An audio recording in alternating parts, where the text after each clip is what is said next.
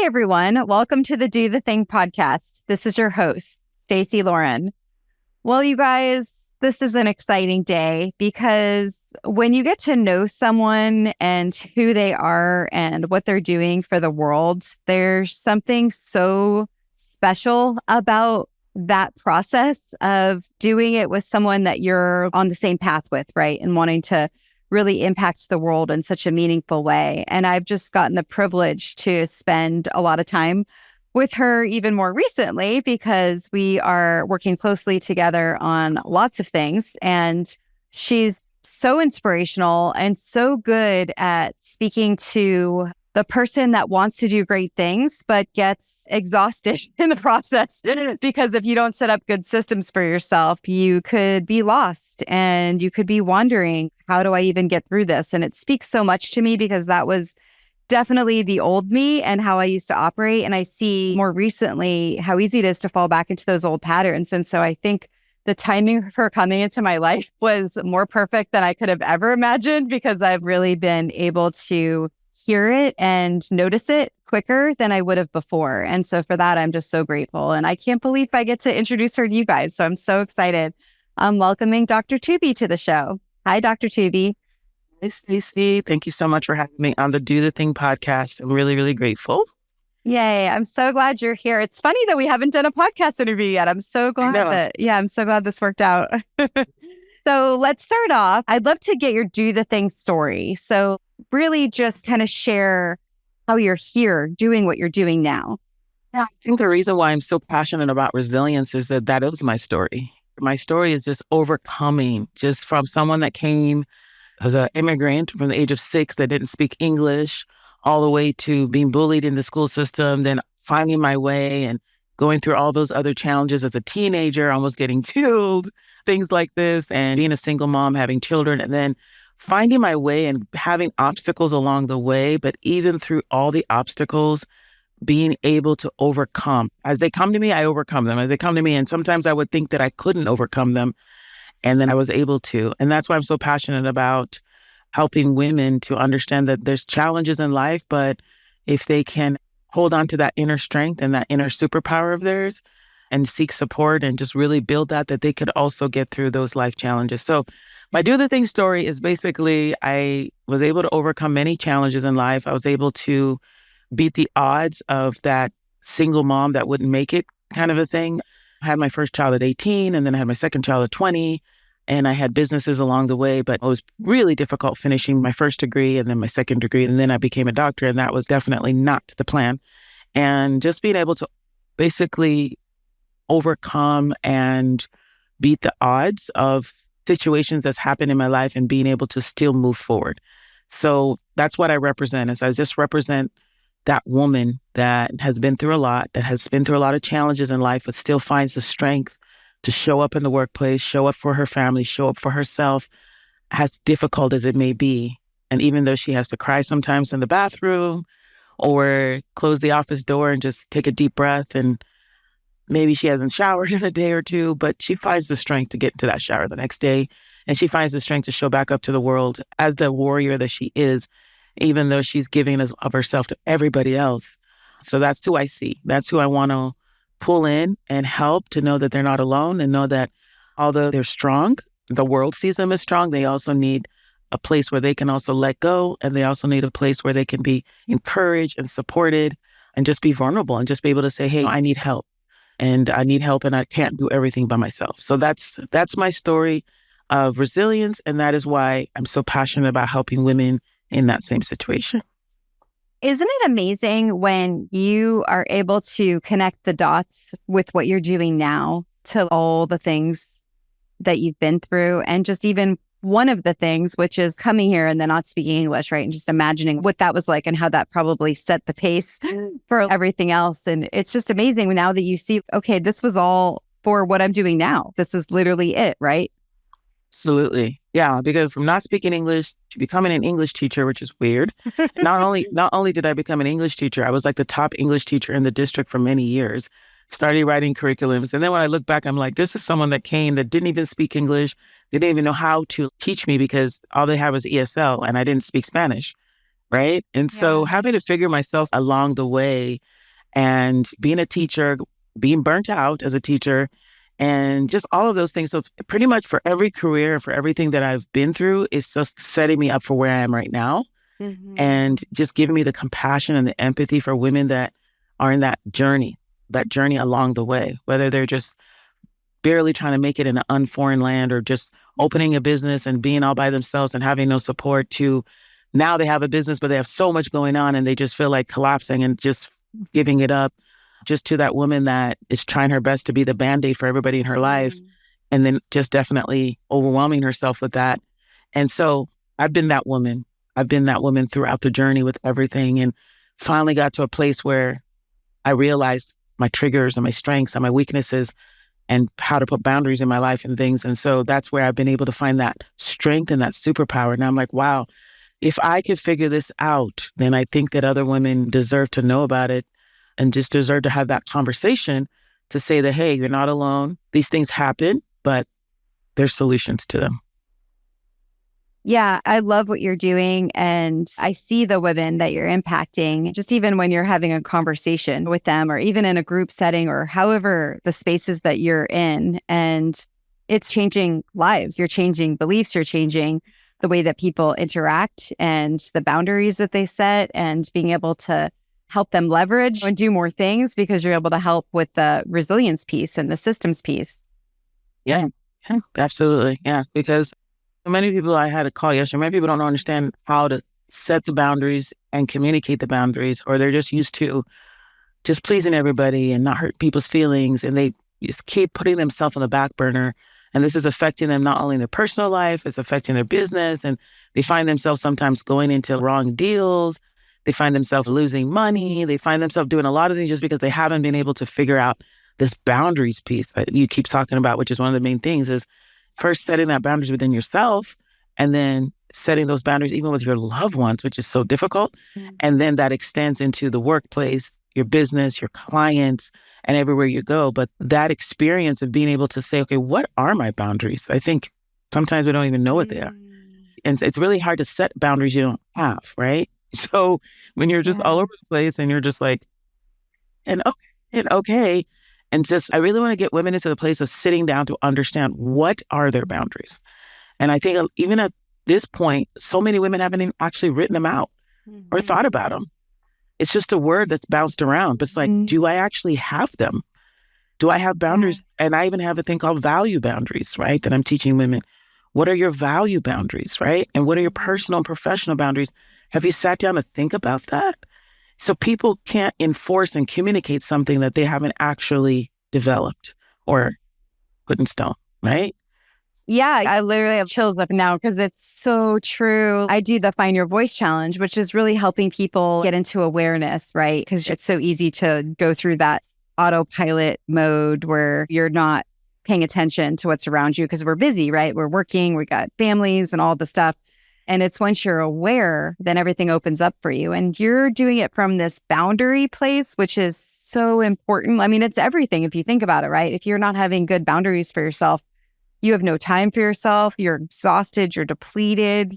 I remember back in the old days when I wasn't aware, and thankfully you came in right at the perfect time. But I would always say, everyone's walking over me. I remember saying that all the time. Like, I don't understand why everyone's walking over me. And I didn't realize they're not walking over you, Stacey. You just have no boundaries, right? And that's what's been great about us reconnecting at this perfect time as I'm kind of growing in another place, because I didn't notice it, honestly, until we started talking. And then I was like, oh, okay, I've got to get back to this. And it was that awareness. You're right. It's that awareness. That's everything. And that's where we find ourselves undercharging, right? Find ourselves overcommitting ourselves, find ourselves doing everything for our adult children, our family members. And it actually bleeds into every area of our life when we don't set those boundaries. So when we finally say, oh my gosh, I don't like how that feels.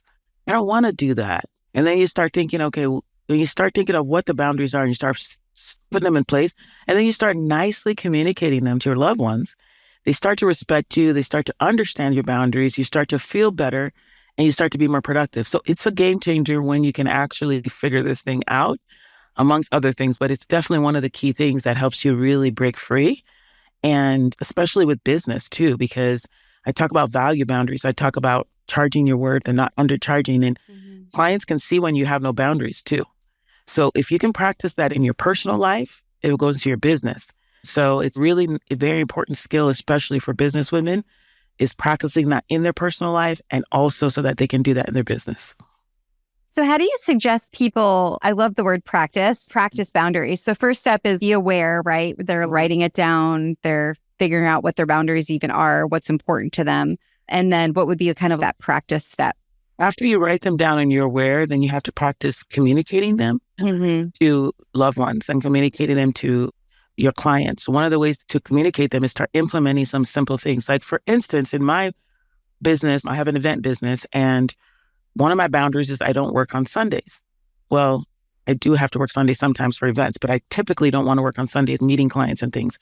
So one of the boundaries I put in place is making sure that they can't really reach me on Sunday. And when they do reach me on Sunday, I nicely let them know that I'll be back in touch with them on Monday as I'm off on Sundays and I'm enjoying my time at church or whatever. I communicate that. So the next time they want to contact me on a Sunday, they think twice. For instance, I'm the owner of a company, but I don't like them always calling my cell phone. They need to call the business line because I have somebody working. So when they call my cell phone, I nicely direct them to, oh, can you please call this number? I do have so-and-so working from so-and-so time. This is my personal cell.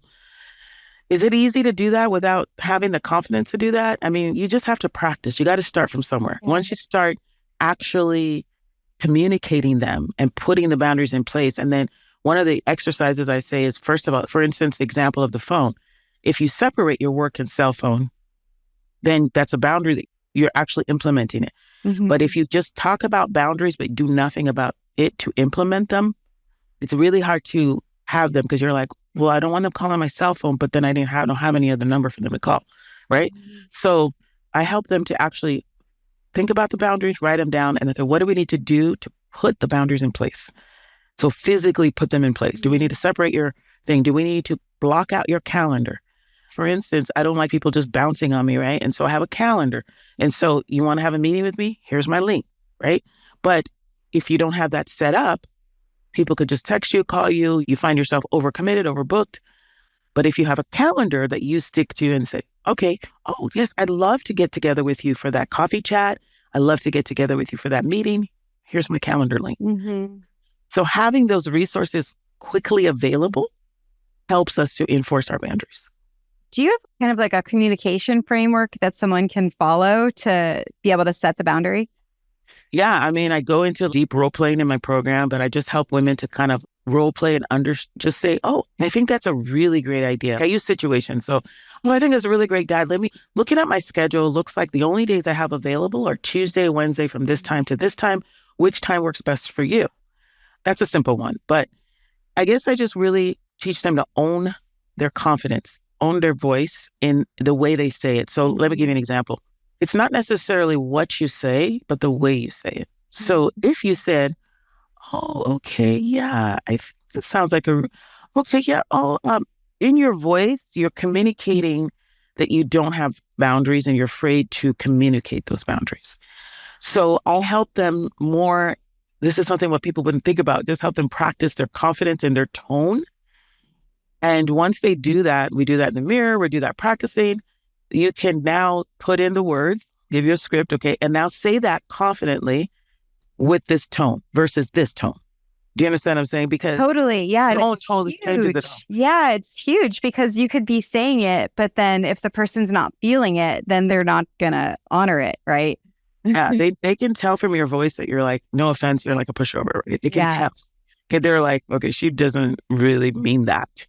Yeah. And then you're like feeling forced to say it, or you're just kind of like, and then stuff. But if you're like, oh, and your tone is very not aggressive, but it's just like, oh, she has confidence in herself.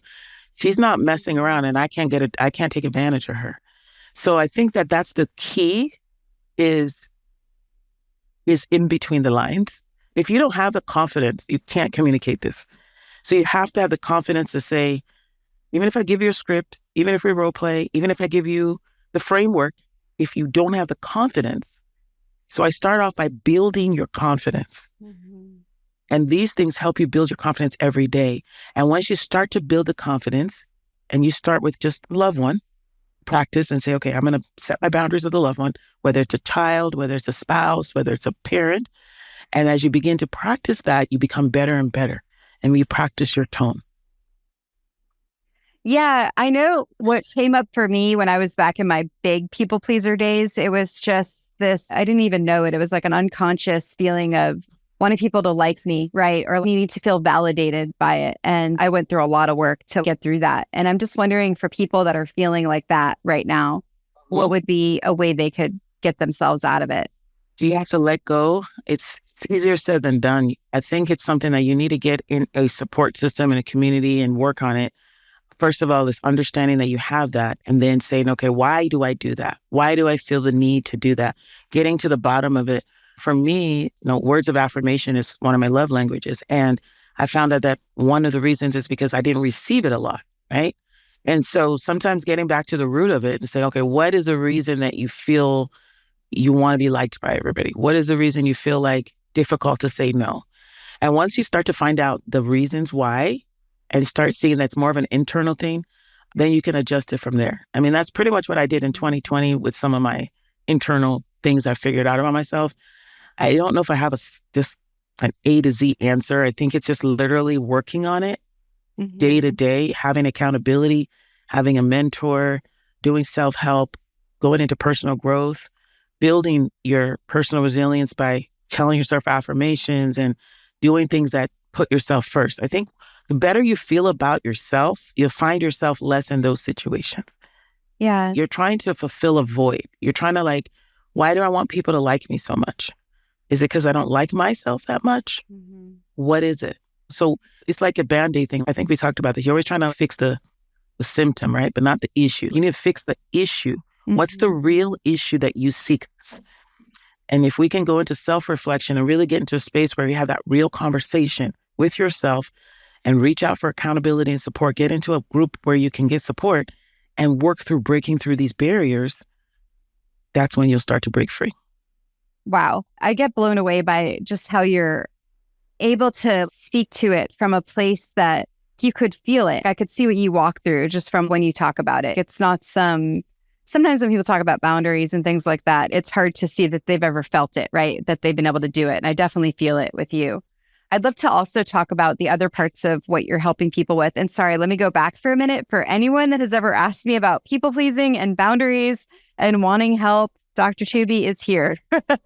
And we'll talk more about that. But I just want to make sure you guys know this is an amazing way, right, to support yourself. And it's so much different than just having a one-on-one mentor also, right? You're also going to be with a community of people, which, as you guys know, I'm slightly obsessed with that as well. But yeah, I'd love to hear more about these other pieces that you help women with. Help women to scale their businesses, to put systems in place, to put some automations and hire a team. I help them to become a visionary leader. So visionary leadership is all about strategic planning and delegation. So many of the women that are burnt out and overwhelmed, one of the reasons is they don't know how to delegate tasks. They're doing everything by themselves. And so getting them to relinquish control and communicate in a way where they can say, okay, these are the things I need to have done. And we put the systems in place and we put repeatable things in place so that those things can run, whether or not they show up, whether or not they're having a bad day or they have to travel or whatever the situation is. I just help them to basically create a resilient business. And so when you're creating a resilience in yourself, but then what about the business, right? The business needs to be able to withstand all storms. It needs to be able to withstand personal issues, financial issues, issues with clients, profitability issues. So we look at all of these areas to make sure that their businesses are set up in a way that is scalable and sustainable. And the thing is a lot of times the people that are coming to you and needing help are the people that are even just, I don't want to say starting out, because you're having people that are already super successful that are working with you, but it's also the people that are in this build phase, right? Because that's exhausting when you're doing something new. And so some people are in this program or that program, and then they're coming to you because how do you do all the things, right? And how you do all the things is by you being able to put the systems in place. And I thought we could just kind of talk about that a little bit too.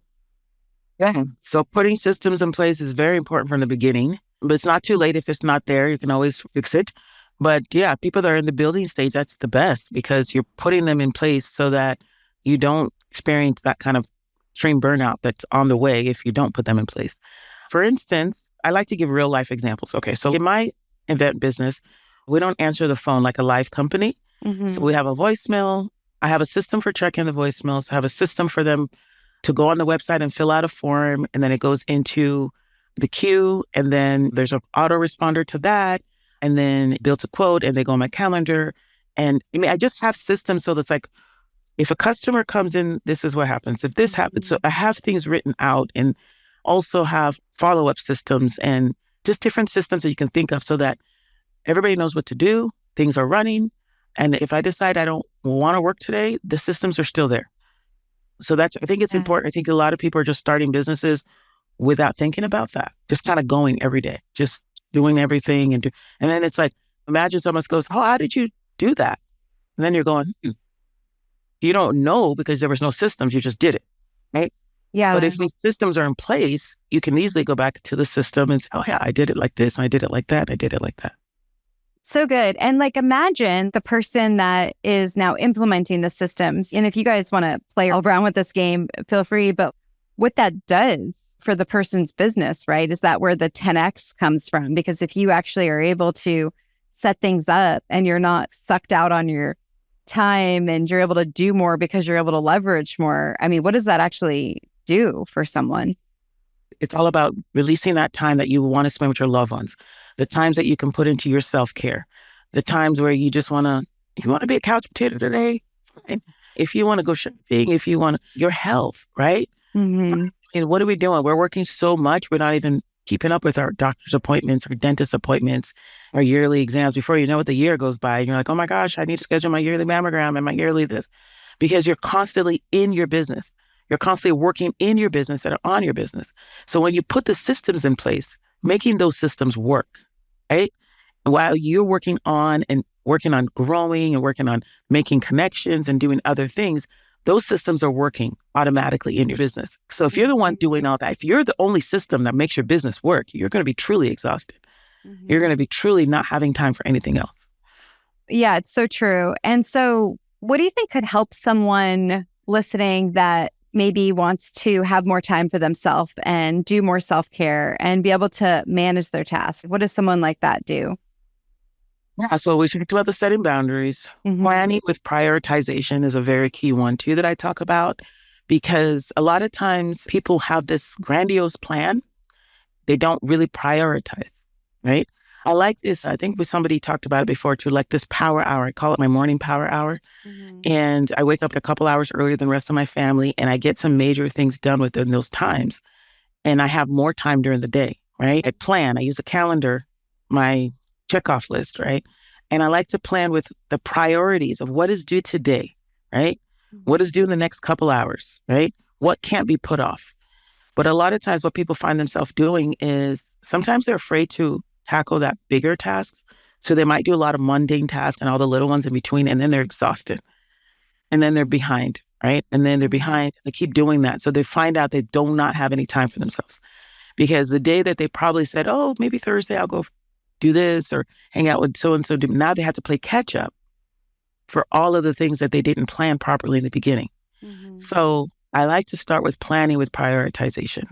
Prioritizing your week, prioritizing your day, and chunking things out and saying, this task, how long is it going to take? And is this going to be able to be done in a day? If not, which part of this are you doing Monday? Which part of this are you doing Tuesday? And then scheduling your time for yourself, scheduling your time for your self-care.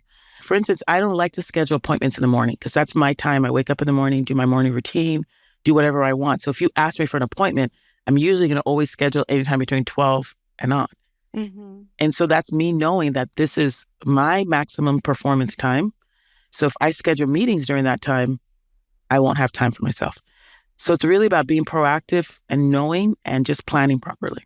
Yeah, you're in charge of your schedule, right? No one owns you. Why don't you just mark out the times that you want to be with yourself or do things for you? Yes, absolutely. Yeah. So it's funny, when I started this podcast, before I even had the community or even, it wasn't even a thought in my mind, I thought it was all going to be about doing the thing because I've always done the thing.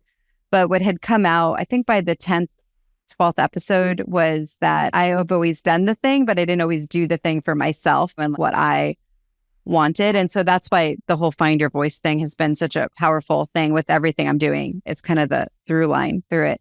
And so I feel like you're there too, where you've really tapped into who you are. And I'd love to just hear more about that and how that feels to be so connected to yourself and what you're doing. Yeah, it wasn't always that way. I think I was always a high achieving woman doing a lot of stuff with all the obligations and all the expectations put in my life. But it wasn't until 2020 that I really had a self-defining moment, that I really understood some of my triggers and understood why I react to certain things, why relationships weren't working out for me and some of my close relationships, finding out that, and that realization really set me free. Once I figured that out, started working on myself, started having a better relationship with my adult children, with my family. So I think that was the breakthrough moment for me, was just self-realization of, even though I'm this strong woman and I'm out there and I'm achieving stuff, there's this part of me that's very triggered and very sensitive to certain things, emotional things and things. And once I figured out what it was, and I realized that I was in control of only my reaction and response, I began to work on that. I realized that my environment can no longer control me. I couldn't control someone else's emotional response to me or someone else's lack of or interest emotionally, right? But the only thing I can control is how that made me feel and how I reacted to that. And so when I spent a few years just working on that, just working on building myself up so that I was no longer triggered by certain things. And I went backwards into why those things were there. And I was able to discover that and say, oh, okay.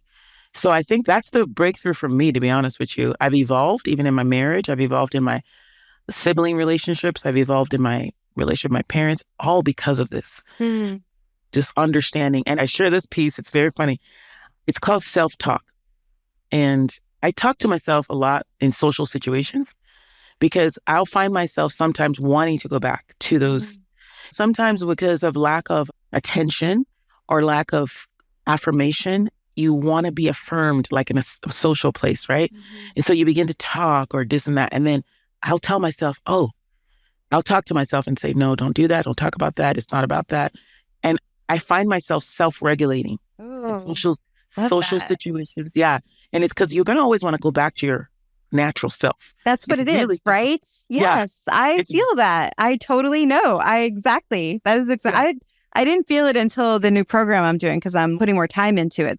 All that old stuff comes back easily, right? What's up with that? That girl has been long gone, but she comes back. Yeah, it comes back. And a lot of times it comes back in new situations when you're climbing the ladder because of new insecurities, new vulnerabilities, new challenges. So yeah. You fall back into those patterns and then you're like, why am I do that? Why am I do that? You question yourself and you're like, oh my gosh. And then if someone was looking at my brain, they'd be like, why is she talking to herself? Because I'm just like, don't say that. No, why did you just say that? You only said that because you're looking for attention, aren't you? You only said that because this conversation is not about you. I'm literally talking to myself. And it's helped me because I've become my own self-regulator, right? And I might even mess up in a conversation, right? Or I might even mess up and I'll come back and be like, or I get back in my car or whatever and just reevaluate. Why did I say that? Why did I do that? And then it helps me for the next time, right?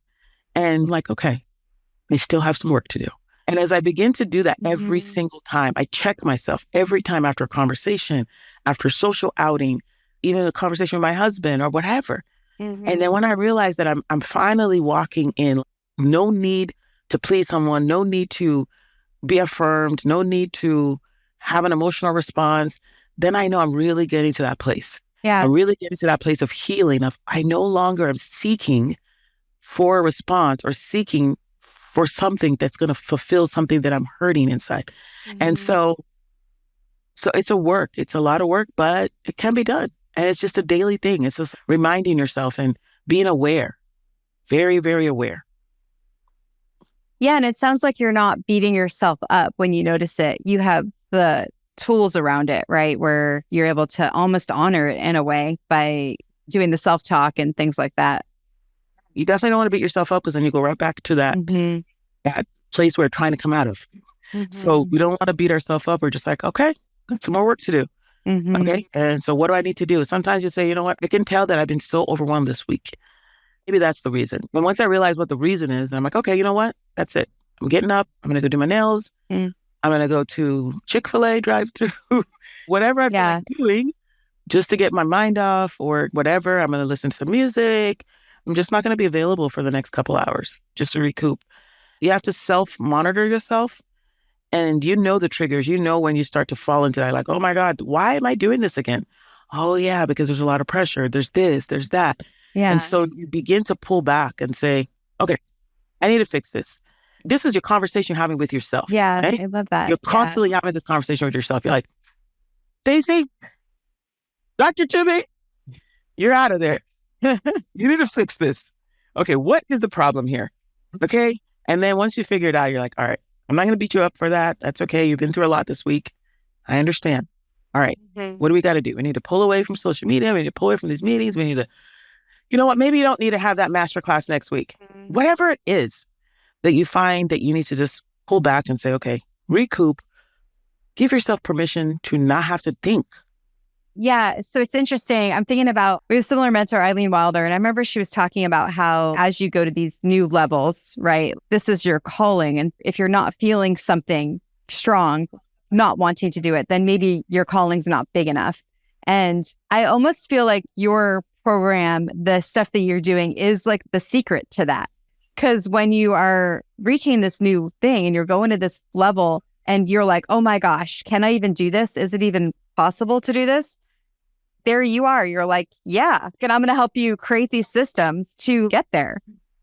You said it right. Yeah. I think she says new levels, new devils. I know. I like she says that. Yeah. Because sometimes when you're just doing it by yourself, you're at a level you don't need it. And then all of a sudden, when you get to the level, like as you begin to grow, and that's why I call it scale without sacrifice, because most of these things come in when you're trying to scale, right? It's like you probably didn't have this when you just had something simple. But as you begin to grow, you're like, but I can't do it the same way I used to do it. It's only one of me, right? And that's when you start realizing that you need these systems, you need these boundaries, you need these things, right? The more impact you have, the more you need these things in place. Right? Wow. Yeah, so true. Okay, I'd love to hear what your number one piece of advice is for people on doing the thing. Don't regret what you're going to do. Just do it. I know a lot of people say, do it, do the thing, do it now. I honestly do believe that. I do believe that stop being a perfectionist. Just do it. And you can always fix the autocorrect. You can always go back and edit. But just do it anyways. Just put yourself out there. Be proud of yourself. And don't overthink everything. I think that's a huge thing holding people back. Is people are before you and doing a lot while you're still being so perfectionist and making sure everything is perfect before you will launch and everything's perfect before your website is open and you have all this going on. And then by the time you do it, it's like old news. So just get it done. Don't worry about it. And don't be hard on yourself. Okay, you made a mistake. Okay, fix it. Big deal. Okay, please share how everyone can get into all the things that you're doing, because you've got challenge, you've got an academy, an event. There's so many amazing things happening for you right now and for people that are going to it too. So I have a 4-day challenge coming up. You can go to resilientbusinessblueprint.com to register. I also have a Facebook group. You can go to mentothrivecommunity.com. I hope I said that right. Meant to thrive with a 2. Okay. And yeah, you can find out things I'm doing. I'm not going to drop any dates because I've learned I have to edit the dates out so I can reuse this. So I do have a 4-day challenge coming up. Click the link or click whatever is available whenever you hear this. And the dates will be on that thing. Yeah. And then I'm on LinkedIn as well. Dr. Tuby Akinlosotu. I'm on Instagram. It's so funny. My sister was like, you don't even have that much of an Instagram following because I only have like 54 people on my new Instagram.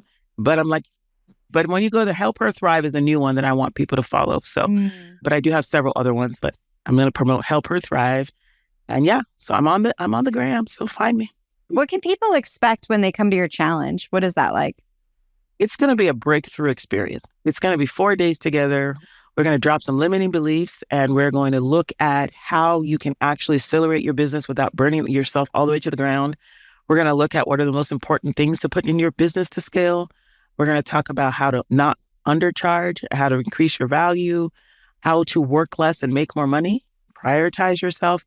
All the little secrets that a lot of people aren't saying out there. We're going to talk about them. The real true secrets to business success. I'm laying it all out in this 4-day challenge. And what about people that aren't a business owner, but they want one someday? Is this something they can do too? Absolutely. Yeah. Like I was telling the other, it's like, before you do something, you want to be in the room. You want to absorb it. You want to learn. I think that's the best thing. You don't just jump out there. Before you launch, spend a few years, spend a few months, spend whatever time learning and absorbing and being like the people you want to be like. So if you want to own a business, get a business mentor, be in a room with business owners, start to soak it up. Don't wait until you get a business and then start making mistakes. Get in the room. And like my resilient business blueprint is set up for people also to launch. So why not launch the right way, right? Why not have systems in place first? Why not have automations in place and all that? So even if you don't even have a business idea, but these are all life principles as well. So just be in the room. That's the best advice I have for you. Thank you so much for doing this with me. I just love what you're doing, and I love what you're able to do for people in the world. I feel like it's so important because this is what gets you out of that autopilot and just kind of just following whatever comes at you. You're almost helping them play offense instead of just defense, right? Yeah. Thank you guys for listening. And was there anything I didn't ask you that you wish I asked you? After the podcast, I remember, but no, with this moment, I think it was great, unrehearsed, just doing the thing. I love doing the thing with you. So yeah, thank you so much for this opportunity, for having me on your show. Thank you. And for you guys, do the thing. Don't wait for opportunity. Create it.